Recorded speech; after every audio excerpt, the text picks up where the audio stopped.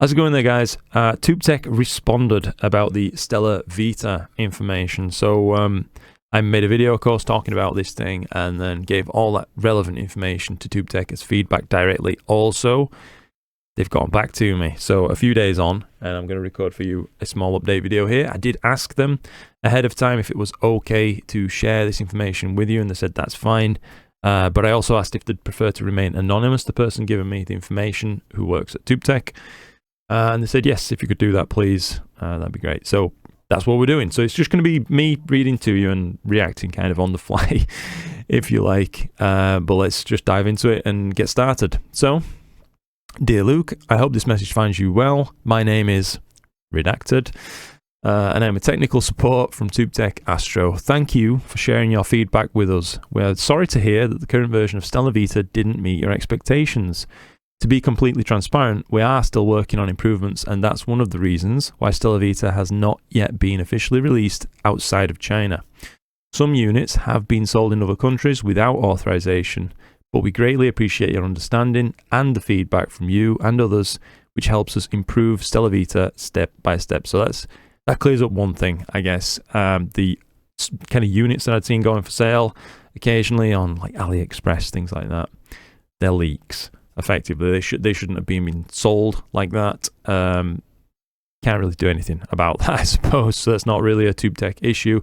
I do believe, it is close to release, and of course there's a lot of things that need tackling by then, but it really seems like they're working hard on getting stuff sorted and more to that. So next paragraph, in response to the issues you mentioned, we are actively addressing them.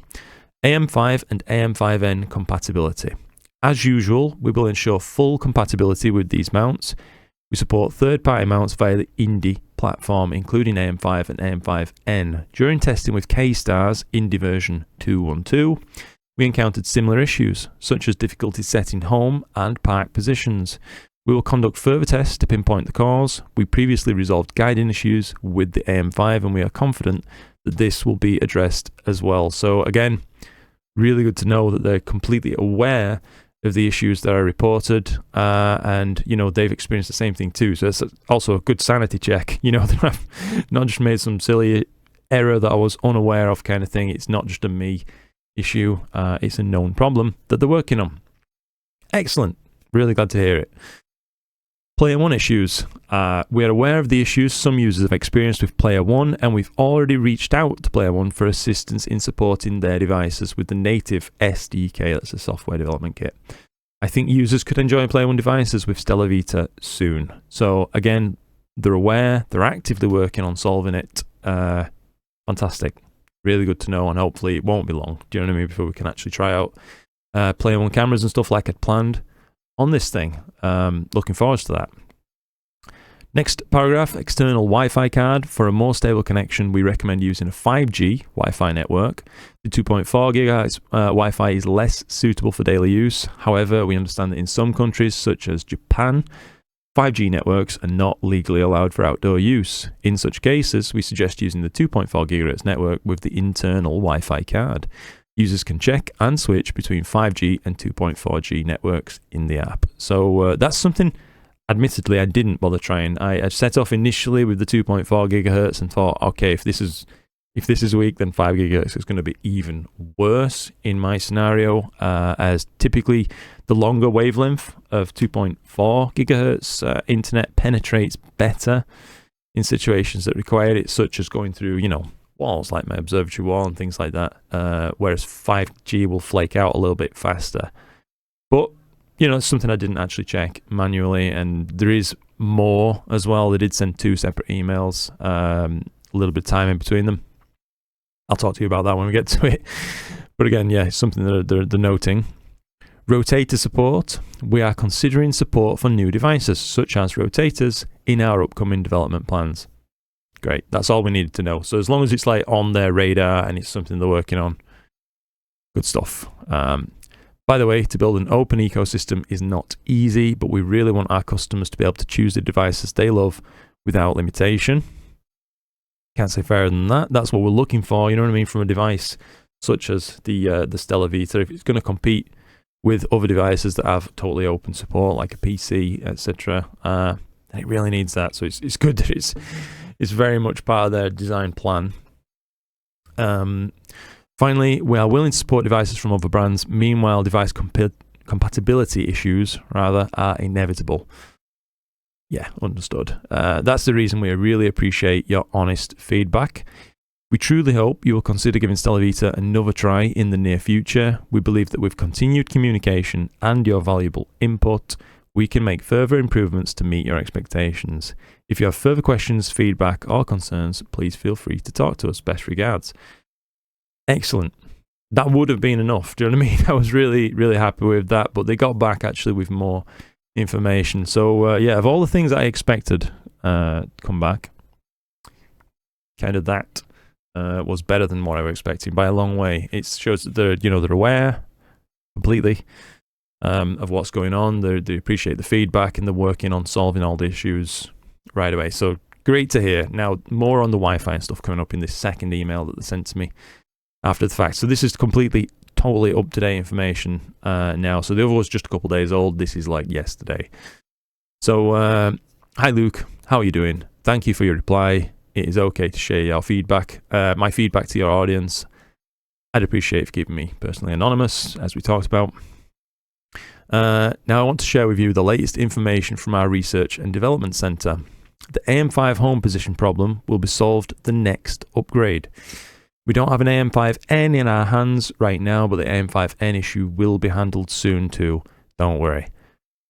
It's good to know. So at least, with the next update, we are going to be able to use the AM5 home position, etc. And from there, the rest of it becomes a lot easier, I think, for planning sessions properly, how I'd like to.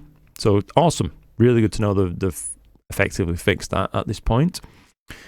The Polaris issue that I mentioned, where I was kind of stuck in the planetarium at just an equatorial location, we have figured out why. The app didn't get the device location somehow. If the app doesn't have authorization to the device location, then it cannot get the right position, and the Sky Atlas will show the scene in the equator. Now, that does make a lot of sense to me, but I can confirm I've already double-checked my app permissions, that I've given this app full permissions for, location, access to photos, video, etc. So, maybe it's something else in my phone going on that's a problem. I don't know, but I did definitely enable full permissions on it, but who knows? I'm certainly willing to try again. But yeah, that's hopefully something that's going to get tackled fully. But it shows they're working on it, you know what I mean, and testing out what could go wrong. Next up, and this is a really, really big one. I think this is probably the highlight of the whole thing. We're selecting a new Wi-Fi card. We already have some options. We believe the network experience will be much better after the Wi-Fi card passes the tests. So, yes, I'm really glad to hear it. That was, one of the biggest things that I found an issue with this. The Wi-Fi was terrible. It really, really was. Like I said earlier in the email, I didn't check out the 5 gigahertz mode. Hands up, admittedly, but I thought that it didn't make sense given that 2.4 gigahertz was already weak when having to go through just, one wall or moving more than 10 feet away from the device in open air kind of thing. So this shows, they're aware now and they're making the decision to make a change on this. So that's awesome. Really, really happy to see that. And it shows just how seriously they've taken the feedback as well, which is flattering. Do you know what I mean? It ultimately, as flattering it is on a personal sense, I'm very, very happy that people who now get these devices after it's released, hopefully going to have a better Wi-Fi experience. Thanks to that decision by ToupTek. Good stuff. Just about finally anyway, considering users may get confused what device is well supported, we are thinking to make a list containing all the well supported devices. At the same time, we are doing plenty of development work to better support Player 1 and QHY devices. Supporting devices of different brands is a big project which takes plenty of time. We truly hope StellaVita users could choose their devices freely to use instead of limited to 1 or 2 brands. Thank you again for your patience and waiting. StellaVita will be better and better because of you. Best regards.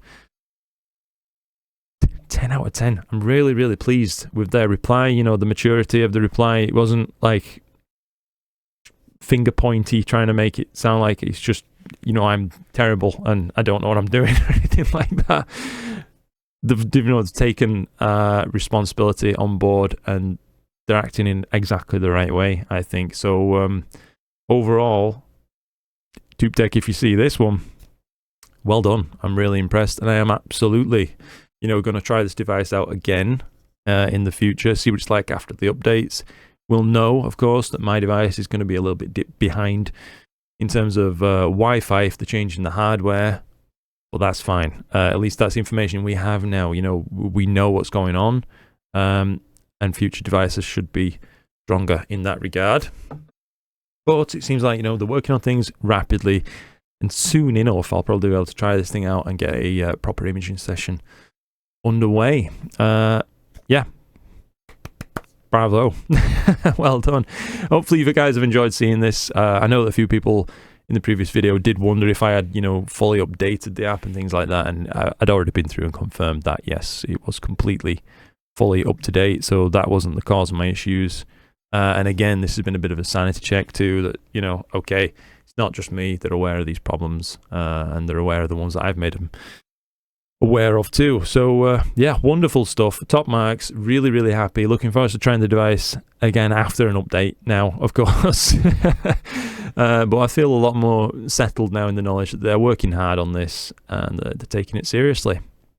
Really good stuff. Anyway, hope you've enjoyed.